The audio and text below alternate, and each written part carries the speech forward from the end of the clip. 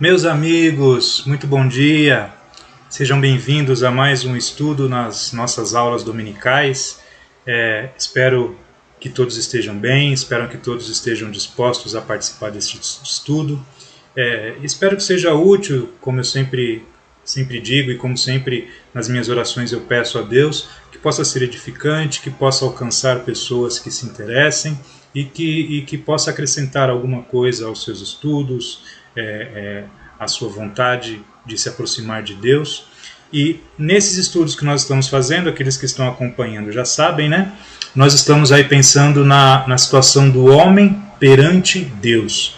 Ou seja, é a situação do homem diante de Deus. Desde aquele momento em que o homem é um pecador, em que não se importa com as coisas de Deus, não se importa com a palavra de Deus, e aí ele tem esse contato com a palavra, com a mensagem, com a vontade de Deus, se reconhece como um pecador, se reconhece como alguém que merece ir para o inferno, e a partir desse momento ele começa a querer saber como sair dessa situação. Então esse estudo é um estudo que ele abarca desde esse momento em que o homem inicia esse processo para participar dessa salvação que Deus nos oferece, até o momento em que de fato ele está salvo, em que ele tem certeza da sua salvação e que ele está pronto para entrar na presença de Deus. Tá? Então, mais uma vez, eu digo que eu espero que esse estudo possa ser útil e possa estar ajudando. Se você está vendo esse vídeo agora e não acompanhou os outros, tem diversos vídeos de estudos aqui no meu canal do Facebook, no meu canal do YouTube. Se você se interessar, pode pesquisar, que tem muito mais material para você aprender, para você estudar e conhecer um pouquinho mais sobre Deus e sobre a vontade dele para as nossas vidas. Tá bom? Então, no nosso estudo de hoje, mais especificamente, nós estamos pensando na relevância da igreja local, ou seja, o local em que a igreja, de fato, ela está. Né? Muitas pessoas, por incrível que pareça, ainda têm a ideia de que igreja é o prédio. Né? As pessoas passam na frente de um prédio com uma placa de alguma denominação e imaginam que aquilo seja a igreja, que aquilo seja uma igreja. Mas o conceito bíblico não é esse, não é algo que nós vamos abordar nesse estudo, nós podemos até falar sobre isso em um estudo posterior, mas a ideia é que a igreja são os membros, né? A igreja são a família de Deus. Então, Cristo é o cabeça, nós vamos ver isso nesse estudo, e a igreja em si são os membros. Né? Então, as pessoas que congregam em um determinado local, estas pessoas são a igreja daquela localidade. Né? Então, o prédio ele não é a igreja, mas o prédio ele é usado pela igreja para que ali as pessoas possam se congregar, possam adorar a Deus, possam fazer estudos bíblicos e o que mais aquelas pessoas naquela localidade entenderem importante para obedecerem a Deus. Então, nesse estudo de hoje nós estamos pensando nisso. Né? Qual é o papel da igreja local ali? Né? Neste momento do estudo é o que nós vamos ver. Aquele local ele serve simplesmente para que as pessoas adorem a Deus, os outros que não fazem parte da igreja apenas passam ali na frente, olham, veem a placa, sabem que ali tem uma igreja, mas aquilo não influi em nada na vida deles, não influencia em nada no bairro, na localidade onde a igreja está inserida. Então é nisso que nós vamos pensar hoje, tá? A relevância local da igreja, qual é o propósito da igreja que Deus instituiu para a igreja na localidade em que ela está inserida. Para que a gente comece a pensar nesse assunto, nós vamos dar uma olhada aqui num texto do Antigo Testamento. Né? Na verdade, nós vamos pensar um pouquinho no Antigo Testamento, o que é que o Antigo Testamento tem para nos ensinar, para nos ajudar a entender o que é que Deus espera que nós que somos a igreja façamos para cumprir o papel da igreja. Tá? Então, vamos pensar um pouquinho qual a importância que a palavra de Deus dá em ajudar os pobres e os necessitados no Antigo Testamento. Nós vamos começar pensando nesse aspecto, tá bom? E nós vamos ler Isaías, capítulo 58, dos versículos 6 até o versículo 10, onde a palavra de Deus nos diz assim: o jejum que desejo não é este: soltar as correntes da injustiça, desatar as cordas do jugo, pôr em liberdade os oprimidos e romper todo jugo? Não é partilhar sua comida com o faminto, abrigar o pobre desamparado, vestir o nu que você encontrou e não recusar ajuda ao próximo? Aí sim a sua luz irromperá como a alvorada, e prontamente surgirá a sua cura. A sua retidão irá adiante de você, e a glória do Senhor estará na sua retaguarda. Aí sim você clamará ao Senhor e Ele responderá. Você gritará por socorro e Ele dirá: aqui estou.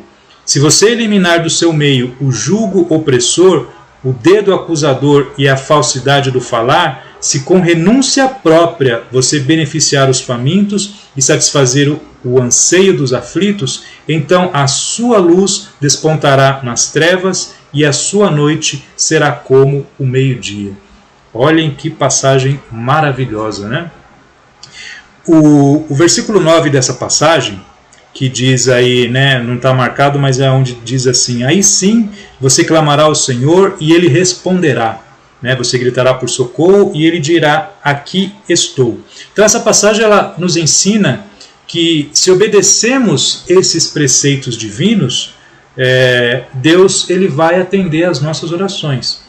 Claro que tem todo um contexto aqui para nós entendermos, né? Esse texto de Isaías 58, ele está tratando do jejum que as pessoas faziam naquela época e das orações, dos pedidos, dos clamores que eles faziam também através desses jejuns, e Deus não se agradava desse jejum.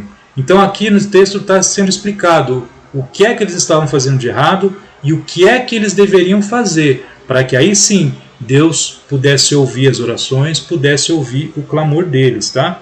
Então, o versículo 10, que diz aí: se você eliminar do seu meio o jugo opressor, não, o outro se, aqui, ó.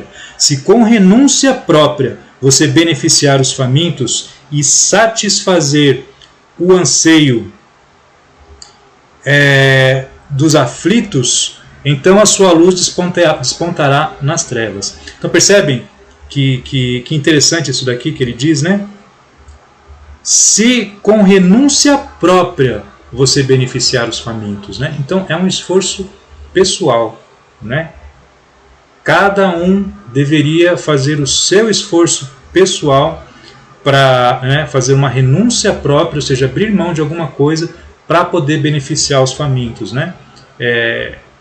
E é importante nós percebermos essas coisas, porque Deus dá muita importância ao fato de nós cuidarmos daqueles que são famintos, daqueles que são necessitados, daqueles que são pobres. Então, nessa passagem, Deus está ensinando por que as orações daquele povo não eram aceitas, né? Muitas vezes, hoje em dia, tem pessoas que dizem que oram e oram e oram e Deus parece que não as ouve. Nós deveríamos estar muito mais preocupados em obedecer a Deus do que em querermos que Ele satisfaça algum desejo nosso, né?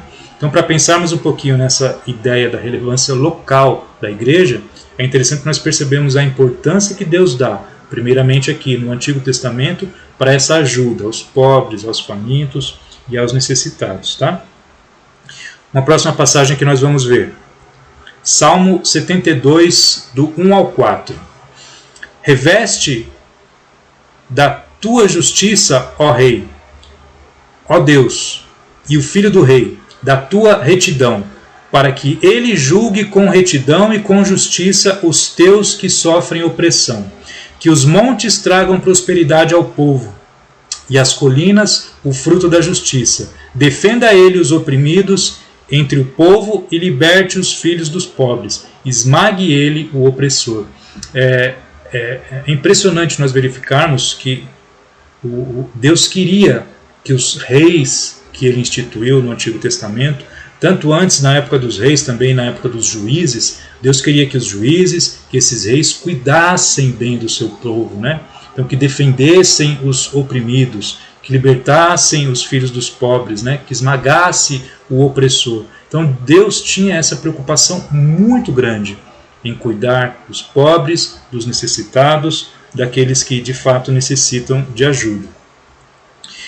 E os versículos 12 ao 14 desse mesmo Salmos 72 nos diz assim: pois ele liberta os pobres que pedem socorro, os oprimidos que não têm quem os ajude.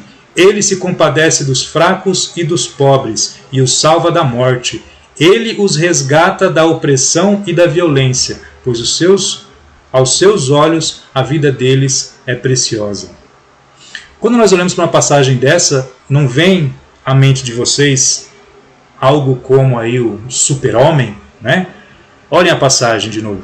Não dá para ouvir com aquela musiquinha do filme dele, né? Pois ele liberta os pobres, socorro, os oprimidos que não têm quem os ajude. Ele se compadece dos fracos e dos pobres e os salva da morte. Ele os resgata da opressão e da violência, pois aos seus olhos a vida deles é preciosa. E aí aparece a figura do Superman vindo salvar os pobres, os fracos e os oprimidos. É curioso, né? A imagem que a sociedade, que a civilização humana criou, né, para o que seria um grande herói da humanidade. Mas nós que entendemos um pouquinho da palavra, nós que temos essa preocupação em buscarmos a presença de Deus, o conhecimento de Deus, entendermos um pouquinho mais da vontade de Deus, nós sabemos que a figura de herói para a humanidade não é essa figura, mas esta, né? Este é o verdadeiro herói da humanidade. Muito mais do que um herói, né? O Salvador. Às vezes a gente fica impressionado quando a gente assiste filmes de super-heróis, filmes da Marvel, né? E vê criaturas com poderes magníficos e pensa que aquela realidade seria uma realidade muito mais fantástica do que essa realidade em que nós vivemos. Mas na verdade isso só é para pessoas que não entendem o mundo em que elas vivem, né? A nossa realidade ela é muito mais fantástica, muito mais maravilhosa do que qualquer um desses roteiristas teria sido capaz de imaginar ou de escrever, né? Porque este homem que aparece aí na imagem, fraco, desidratado, depois de ter sido chicoteado, depois de ter sido esmurrado, humilhado, depois de ter sido pregado nesta cruz, este homem é o ser mais poderoso que existe. Muito mais poderoso do que qualquer um desses roteiristas conseguiu imaginar para os poderes que deram para os seus personagens. Este ser criou todo o universo. Este ser mantém todo o universo existindo. E com tamanho poder, com tamanha glória, ele abriu mão dessa sua divindade para se fazer homem, para se fazer como uma de suas criaturas e morrer dessa forma. Isso é algo que vai muito além da imaginação que possa existir em qualquer um desses filmes. A nossa realidade ela é muito mais fantástica, muito mais incompreensível do que qualquer filme de Superman, de heróis da Marvel ou de qualquer outro que seja. Este é aquele que deveria ser reverenciado por toda a humanidade. E eu dou graças a Deus nesse momento por você que está aqui assistindo esse estudo, porque você está de fato buscando reverenciar ao único que merece toda a honra e toda a glória por aquilo que fez por nós. E continua fazendo e continuará fazendo por toda a eternidade. Tá bom? Um próximo versículo aí que nós vamos ler para continuar pensando nesse nosso assunto de hoje. Salmo 82, versículos 3 e 4. Garantam justiça para os fracos e para os órfãos. Mantenham os direitos dos necessitados e dos oprimidos. Livrem os fracos e os pobres, libertem-nos das mãos dos ímpios. Percebe como isso é importante para Deus? quantas passagens que ele está dizendo que devemos, ou ali no Antigo Testamento, né, que eles deviam cuidar dos necessitados, dos oprimidos, livrar os fracos, os pobres, né, livrá-los, libertá-los das mãos dos ímpios. Então, isso parece que realmente é algo que importa muito para Deus. Provérbios 31, versículos 8 e 9. Erga a voz em favor dos que não podem defender-se. Seja o defensor de todos os desamparados. Erga e julgue com justiça. Defenda os direitos dos pobres e dos necessitados. Então, Deus queria que a nação de Israel, o seu povo, cuidasse dos pobres e dos necessitados. Evidentemente, primeiramente, dos pobres e necessitados que haviam entre eles, né? Mas qualquer um que precisasse de ajuda e que pudesse ser alcançado por eles, era desejo de Deus que essa pessoa fosse ajudada. Isaías 11:4. Mas com retidão julgará os necessitados, com justiça tomará decisões em favor dos pobres. Quantas passagens Deus se utilizou para deixar claro a importância que ele dá em cuidar dos pobres, dos necessitados, dos injustiçados.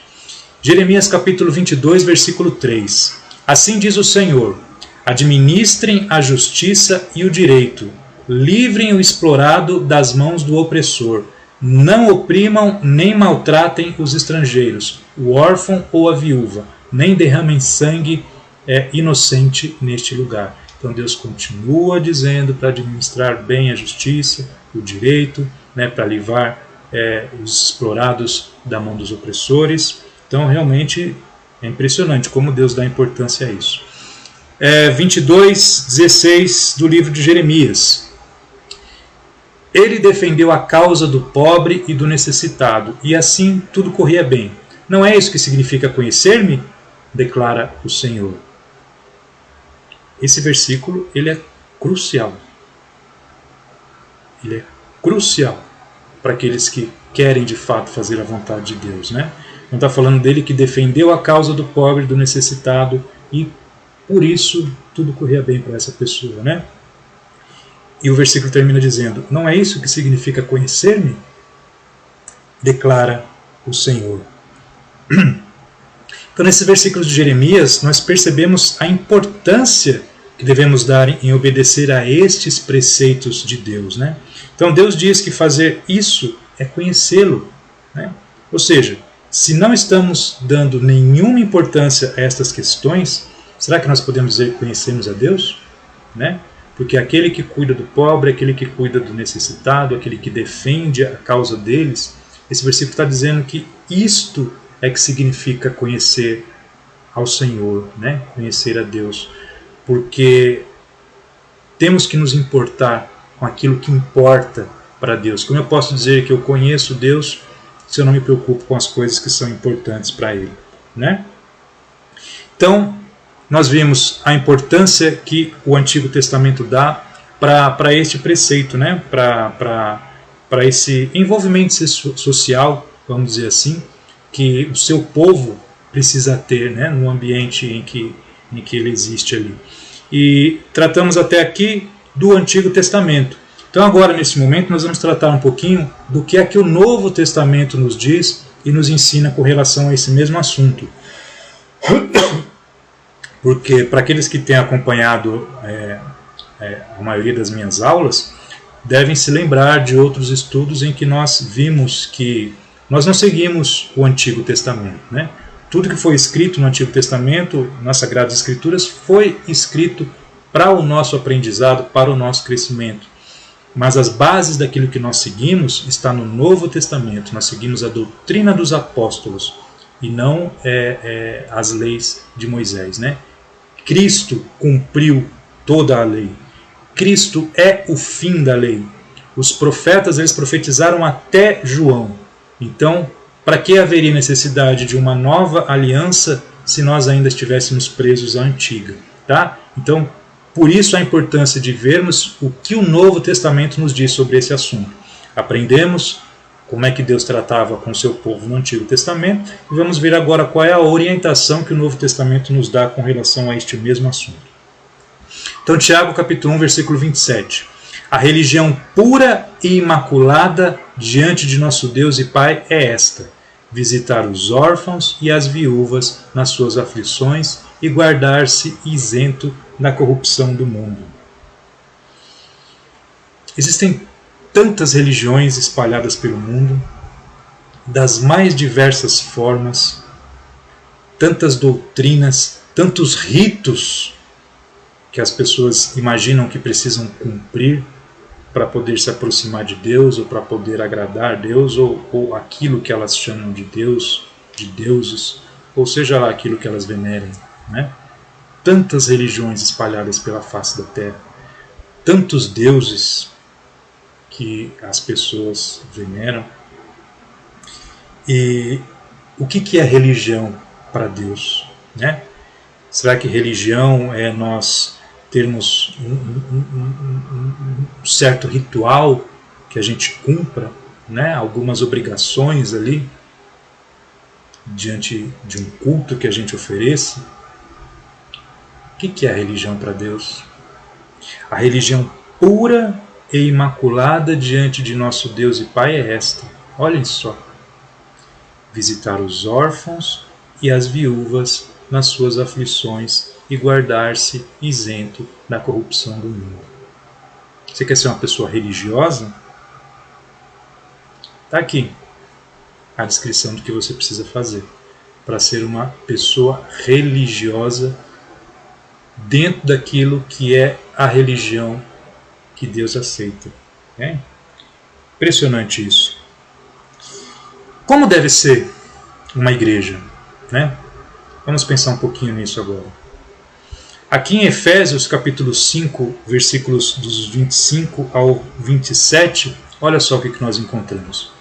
Vós, maridos, amai a vossas mulheres, como também Cristo amou a igreja, e a si mesmo se entregou por ela, a fim de a santificar, tendo-a purificado com a lavagem da água pela palavra, para apresentá-la a si mesmo igreja gloriosa, sem mácula, nem ruga, nem qualquer coisa semelhante, mas santa e inculpável. Olha como deve ser a igreja, aquela igreja que Cristo instituiu, né? Aquela igreja da qual ele falou, sobre esta pedra edificarei a minha igreja, e que teve seu início ali a partir do que é descrito em Atos capítulo 2.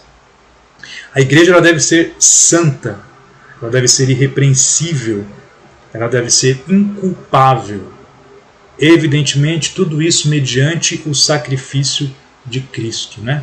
Então nós devemos aprender com o exemplo de Cristo, com o amor que ele teve, com o amor com o qual ele se entregou por nós, né?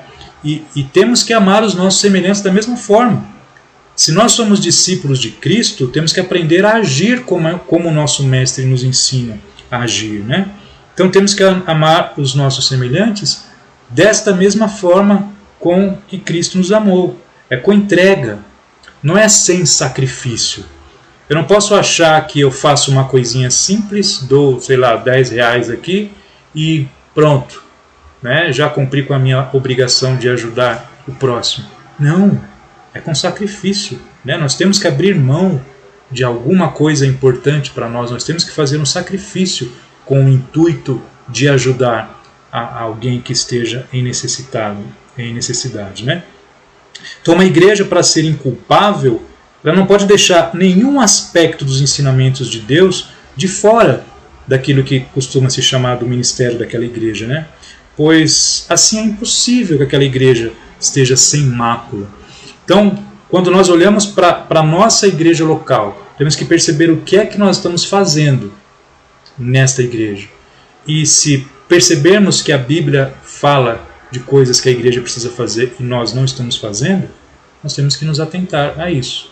Porque, sem dúvida nenhuma, a Bíblia nos orienta como uma igreja deve ser, de que forma que essa igreja deve agir, né? Então, temos que estar atentos, né? Efésios capítulo 3, versículo 10, nos diz assim: A intenção dessa graça era que agora, mediante a igreja, a multiforme sabedoria de Deus se tornasse conhecida dos poderes e autoridades nas regiões celestiais. Gente, esse é o tamanho da responsabilidade que nós temos. Como igreja, nós devemos tornar conhecida a multiforme sabedoria de Deus nas regiões celestiais. Será que as pessoas, quando passam em frente ao prédio da igreja onde você congrega, onde eu congrego, será que as pessoas reconhecem ali um lugar que expressa a multiforme sabedoria de Deus? É uma responsabilidade tremenda. Nós vamos agora dar uma olhada em 1 João, capítulo 3. Nós vamos ver a partir aqui do versículo 14, mas nós vamos ver uma série de versículos dessa passagem, tá? E nós vamos vendo e vamos comentando. Então aqui 1 João capítulo 3, versículo 14, nos diz assim: Nós sabemos que já passamos da morte para a vida, porque amamos os irmãos. Quem não ama permanece na morte. Então, o que é ser salvo? O que é uma pessoa estar salva? Uma pessoa estar salva é uma pessoa que saiu da morte para a vida. As pessoas que vivem na sociedade, que vivem no mundo, eles jamais seriam capazes de entender esse conceito, né? Principalmente aqueles que vivem se divertindo em baladas, em festas, em orgias, em bebedeiras, usando drogas. Eles se sentem muito vivos, né? Se sentem felizes. Mas a Bíblia nos fala que se você não tem Deus como principal na sua vida, você está morto. Você é um morto espiritual. E é muito triste, né? Então, o que é ser salvo? É você sair dessa condição de um morto espiritual. O que um morto pode fazer para Deus? Imagine você diante de um caixão de alguém morto. O que aquela pessoa pode fazer para você? O que é que um morto espiritual pode fazer por Deus? Para Deus? Para agradar a Deus? Será que Deus vai ouvir a oração de um morto? Tem muitas pessoas que oram, que rezam, né, que dizem que se preocupam com Deus e com as coisas de Deus. Mortos não fazem nada. E mortos espirituais não têm nenhuma relação direta com Deus e principalmente com a salvação que esse Deus nos oferece, né? Então, a palavra ela nos ensina a importância do amor nos planos de Deus. Então, quem não ama e não se preocupa com o seu próximo deve atentar-se com relação à certeza da sua própria salvação, né? Quem não ama permanece na morte. Vamos pensar um pouquinho mais nesse conceito de amor, né? Quem não ama permanece na morte. O que é esse amor? Será que é um sentimento? Né? Será que eu ver uma pessoa em necessidade e eu dizer, puxa vida, eu amo aquela pessoa, Deus te abençoe. Tá? Eu vou lá, chego na minha casa e oro por aquela pessoa. Será que este é um amor que faça com que eu saia desse estado de morte espiritual? Vamos continuar pensando aqui. Versículo 15. Quem odeia seu irmão é assassino. E vocês sabem que nenhum assassino tem a vida eterna em si mesmo. Essa é uma passagem difícil para alguns, né? Como compreender que quem odeia seu irmão é um assassino? Infelizmente eu vivo num contexto onde eu ouço muito essa palavra, odeio, né? Eu odeio aquela pessoa, ou eu odeio tal coisa. E eu confesso que me incomoda, sabe? É uma palavra muito forte. Essa palavra eu odeio, né? E como compreender isso, né? Quem odeia seu irmão é um assassino. Às vezes a pessoa nem sabe que o outro a odeia. E como assim diante de Deus essa pessoa, pelo simples fato de odiar a outra, é considerada um assassino, né? Nós devemos ter sempre em mente que a própria Bíblia nos ajuda a interpretar a Bíblia, né? Então, quando eu tenho um texto que às vezes pode me parecer difícil de interpretar, a melhor maneira para conseguir compreender o que é que esse texto está querendo me dizer, é buscar outras passagens que me ajudem a esclarecer esse texto que neste momento me parece difícil. Então, para entendermos esse texto, que fala dessa situação, né,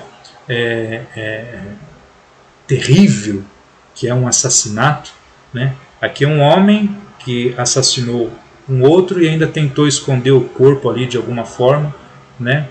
E diante de Deus, uma pessoa que simplesmente odeia a outra é julgado da mesma forma que um assassino, né? Que comete um ato atroz como esse aí que nós estamos vendo na imagem. Agora a passagem que nos ajuda a compreender isso é aqui, ó, Mateus capítulo 5, versículos 21 e 22, só a primeira parte do versículo. Ouviste que foi dito aos antigos, não matarás, e quem matar será réu de juízo. Eu, porém, vos digo que todo aquele que se irar contra seu irmão será réu de juízo. Então aqui nós vemos Jesus fazendo uma comparação, né? Quem se ira contra seu irmão será julgado da mesma forma que um assassino, né? Então, todo aquele que se irar contra seu irmão será réu do juízo, né? Ouviste, né, o que foi dito aos antigos, né? Não matará. Quem matar é réu de juízo. Mas o juiz diz que apenas aquele que se ira contra seu irmão será réu desse mesmo tipo de juízo. E olha Tiago, capítulo 2, versículo 10, que nos ajuda mais ainda. Pois quem obedece a toda a lei, mas tropeça em apenas um ponto, torna-se culpado de quebrá-la inteiramente. Isso é uma passagem muito preocupante para algumas seitas aí que seguem o Antigo Testamento, né? Tem algumas seitas, por exemplo, que continuam guardando o sábado, mas guardar o sábado como eles faziam no Antigo Testamento é algo que é praticamente impossível nos nossos tempos, né? E essa passagem é muito importante porque ela mostra isso, que a pessoa ela não é culpada por um pecado específico que ela cometa, mas ela é culpada por quebrar a lei, né? Então Deus instituiu toda a sua lei. Ou você cumpre toda esta lei, ou você é culpado por não cumpri-la. E não dá para ir ticando, isso eu obedeço, isso aqui não, isso aqui eu não consegui, isso sim, e fazer uma separação. Não. Como diz o texto, se você tropeça em apenas um ponto, torna-se culpado de quebrá-la inteiramente. Então, só existem essas duas posições. Ou você obedece toda a lei, ou você é culpado por ter quebrado essa lei. Então, ainda que você quebre um único ponto, você é culpado por toda ela. De que forma que isso nos ajuda a entender essa passagem? Se eu sou culpado por apenas odiar o meu irmão, ou por apenas me irar contra ele, eu pago o preço por ter quebrado toda a lei. Então eu vou ser julgado da mesma forma que um assassino. Para Deus não há essa separação entre pecadinho e pecadão. Por isso que quando nós nos arrependemos, nós não nos arrependemos de pecados específicos que nós cometemos. Nós nos arrependemos por sermos pecadores, né? Eu sou um pecador e eu peco de formas tão variadas que eu mesmo não sei quais são todos os pecados que eu cometo na minha vida. Isso é muito triste, é angustiante, muitas vezes isso é desesperador, porque eu não quero cometer esses pecados, mas infelizmente a carne nos leva a isso. Então eu sou um pecador, esse é o meu estado, essa é a minha condição. Por isso que eu preciso me arrepender desta minha condição e não pensar em um pecado específico. Eu nunca cometi assassinato, então para mim está tranquilo. Não. Se você cometeu um erro, qualquer que seja, eu tenho certeza que você já cometeu milhares deles, você será julgado diante de Deus da mesma forma que um assassino. Tá? Meus amigos, já estamos aí com mais de 30 minutos de aula. Eu vou encerrar a nossa aula de hoje por aqui, tá? Então, até aqui nós pensamos nisso, né? Nessa importância que Deus dá a, de fato, ajudar o pobre, a ajudar o necessitado, e paramos aqui nesse ponto onde nós estamos tentando entender aí um pouquinho da importância de obedecer a Deus, de que forma nós devemos obedecer a Deus e de que forma nós devemos amar ao nosso próximo. Qual é esse amor que nos tira da morte para a vida, tá bom? Um grande abraço a vocês. Mais uma vez eu insisto, qualquer comentário, qualquer questionamento, qualquer pergunta será bem-vindo e será uma alegria e um prazer responder a qualquer pergunta que for feita aqui neste estudo, tá bom? Um grande abraço a vocês, que Deus abençoe a todos e Deus, assim permitindo, até a semana que vem, meus amigos. Grande abraço a todos.